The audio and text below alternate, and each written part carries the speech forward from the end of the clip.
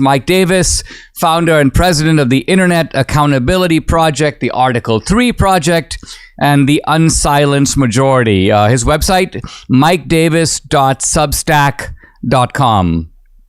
Mike, thanks for joining me. Really appreciate it. I'm really glad to have some legal expertise in talking about these Trump cases, and I'd like to begin with the Colorado case. The Supreme Court has granted cert and is going to be taking up the case, I guess, early next month. Let's begin by talking about what's going to happen. Will the Supreme Court be hearing briefs from each side? Are they going to make a presentation before the court, the typical 30 minutes, and then the court asks questions? What's going to happen in early February? Yeah, so the court's going to take this case for oral argument and a decision on the merits. The Democrats impeached President Trump twice for nonsense. They indicted him 4 times for non-crimes. They've illegally gagged him in 2 of these court cases, and they're trying to bankrupt his business for non-fraud. That all backfired. Trump is now beating Biden like a drunk for November 5th, 2024. So Democrats have thrown their legal Hail Mary. They have dusted off this 155-year-old provision from the Constitution passed after the Civil War to keep out of office those who engaged in insurrection or rebellion against the Union during the Civil War. The Democrats are trying to say that January 6th was comparable to the Civil War. It was an insurrection against the United States, which is just laughable. How many insurrectionists go unarmed into a nation's capital, get to the Senate floor of the nation's capital, walk through velvet ropes, follow police direction, take selfies, and don't burn down the damn place? January 6th was a lawful protest permitted by the National Park Service that devolved into a riot. But these Democrat operatives are trying to take Trump off the ballot in blue states like Colorado, where I am now, and Maine. They want to establish those precedents for the general election to take Trump off of key swing states like Michigan. So President Biden just wins by default, even though Trump has the support of the American people. Obviously, the Supreme Court has to take this case. Obviously, the Supreme Court is going to reverse this Colorado decision, this 4-3 Colorado decision where 4 partisan Democrat activist judges on the Colorado Supreme Court took Trump off of the ballot.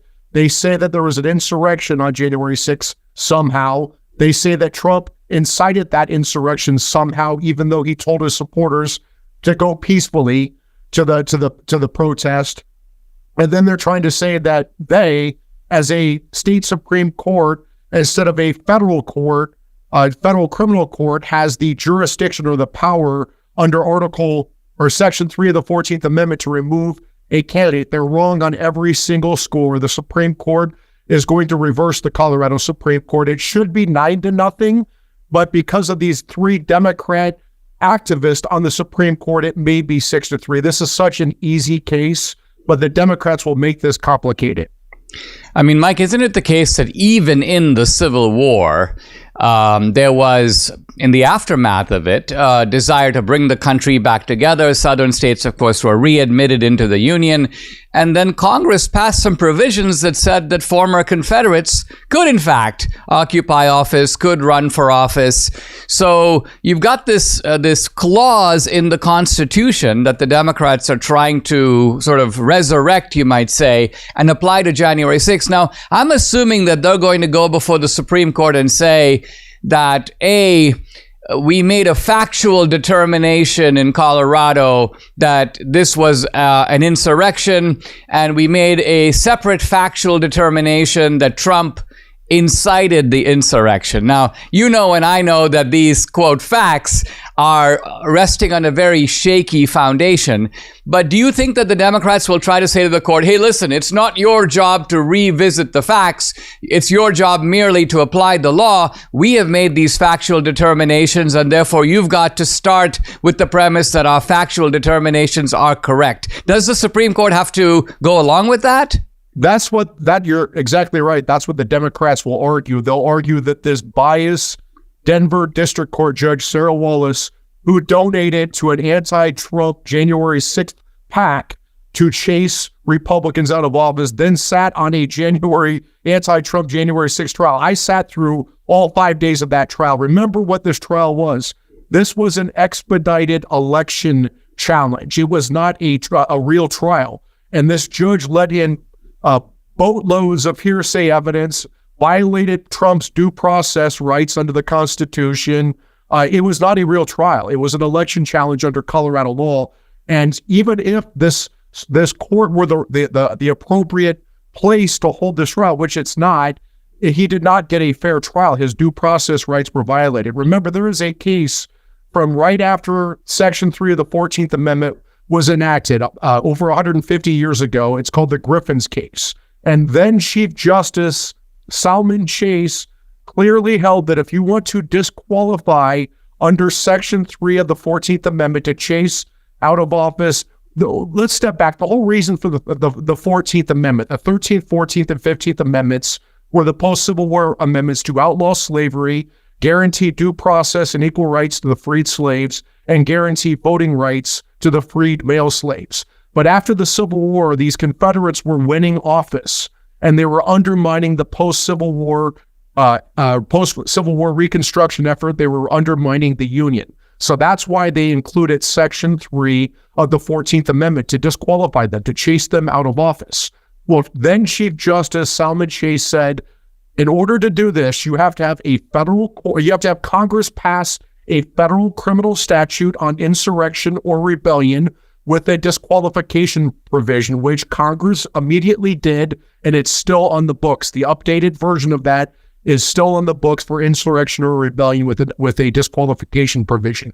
A federal prosecutor has to charge under that federal criminal statute for insurrection or rebellion. A federal grand jury has to indict. A federal jury has to find the defendant guilty unanimously with evidence beyond a reasonable doubt. The federal judge has to convict. That conviction must be upheld on appeal. Then and only then can you disqualify under Section 3 of the 14th Amendment. You can't just have some biased judge on an election challenge in Colorado, along with 4 partisan Democrat activists on the Colorado Supreme Court, or even worse, the unelected non-lawyer Maine Secretary of State Shenna Bellows, just say that there's an insurrection. It feels insurrection-y. President Trump incited that insurrection, and so therefore we're just going to take him off the ballot. They think that they're going to save democracy by destroying democracy, by disenfranchising millions of voters across America who want to vote for Donald Trump. That's not going to fly with the American people, and the Supreme Court is going to fix this. This is fascinating, Mike. I didn't realize that there is, in fact, a specified kind of legal path. So in other words, what you're saying is the Democrats could have chosen to go down this federal route of charging Donald Trump with insurrection, trying to get a conviction, and pursue the Article 3 remedy that way.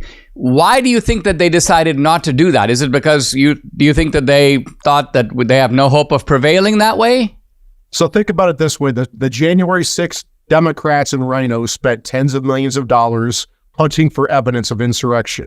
The Biden Justice Department, including Jack Smith, Biden special counsel, partisan hack, Jack Smith, spent tens of millions of dollars looking for evidence of insurrection. The evidence does not exist because A, Trump told his supporters to go peacefully, and B, the riots started before Trump even ended his speech, right? And so, and C, how many insurrectionists go unarmed into a Capitol? It was a protest that turned into a riot. Do we not think that if Jack Smith could have charged for insurrection with this Obama DC Judge Tanya Shutkin and this 95% Democrat DC jury pool, 99% Trump deranged because even the Republicans in DC hate Trump, you don't think that if they had that evidence, they would have charged? They don't have the evidence to charge for insurrection because it does not exist.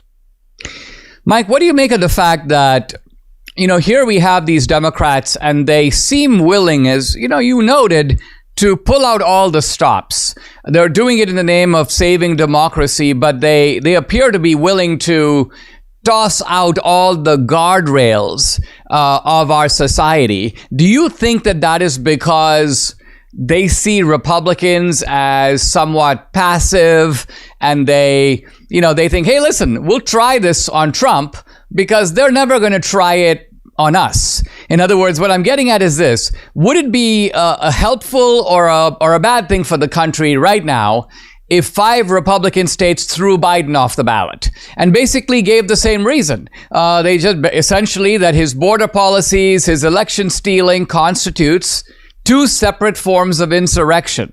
And so this way, the Supreme Court, with great clarity, sees, guess what? 2 can play at this game. If you're going to open the door to allowing states to do this, it's a free-for-all. Do you think that that's a tactical move Republicans should consider, or are we endangering our democracy too much by being like the gangsters on the other side? I think Republicans are weak and stupid, and I think we need to give Democrats a healthy dose of their own medicine. Today's Democrats are Marxists. They're not our parents and grandparents' Democrat Party. These are not liberals who love America and just disagree with conservatives on the best way to get there. They're Marxists. They hate America. They hate free speech. They believe in censorship. They hate due process. They believe in Me Too, justice, presumption of guilt. They hate equality. They believe in equity. These are Democrats who only respect power. That is their goal, or God is power on earth. And unless we give them a healthy dose of their own medicine, this will never stop.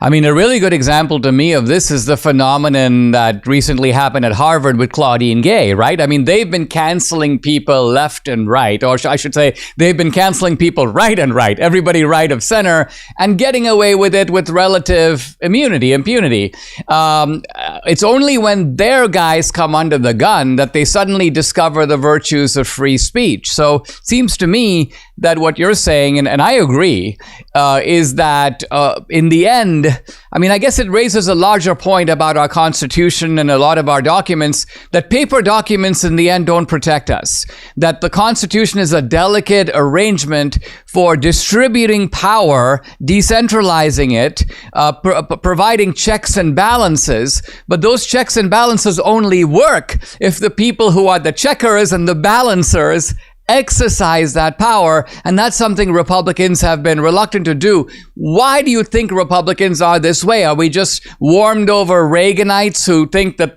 we're still living in 1980, or is there some other reason? Well, I think it's because Republicans are weak and stupid, and they're scared of being called racist and sexist and homophobic and all the other labels that the Democrats use against Republicans to cow us. And I think that Republicans need to say, you know what? If everything's racist, nothing is racist. Stop letting them cow us with this nonsense, and we need to start punching back. I did this during the Kavanaugh confirmation. They thought they were going to take out Kavanaugh with these 6 bogus claims of sexual assault. They thought that we were just going to run and hide. There was no way in hell I was going to let that happen, because this was so much bigger than Kavanaugh.